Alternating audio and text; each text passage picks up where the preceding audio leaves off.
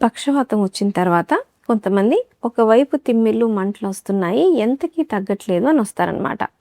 మెదడులో థాలమస్ అనే ఒక భాగం ఉంటుంది. ఆ పార్టీ రక్త సరఫరా తగ్గినప్పుడు కానీ, లేకపోతే దాంట్లో రక్తస్రావం అయినప్పుడు కానీ ఒకవైపు తిమ్మిళ్ళు కానీ మంటలు కానీ రావచ్చు అనమాట.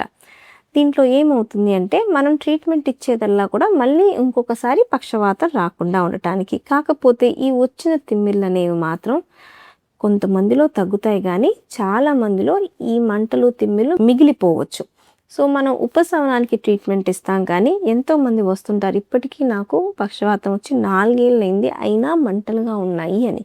సో మనం కొంచెం రిలీఫ్కి మెడిసిన్ వాడచ్చు కానీ ఎంతోమందిలో ఇవి మనం తిమ్మిళ్ళు తీయలేకపోవచ్చు కూడా. కానీ మనం చేయాల్సింది ఏంటి అంటే మళ్ళీ ఇంకొకసారి పక్షవాతం రాకుండా జాగ్రత్తగా మెడిసిన్స్ వాడుకోవాలి. ఇవి తగ్గకుండా కొంచెం మిగిలినా కూడా వీలైనంత వరకు వాటిని పట్టించుకోకుండా ఉండగలిగితే మంచిది అన్నట్టు.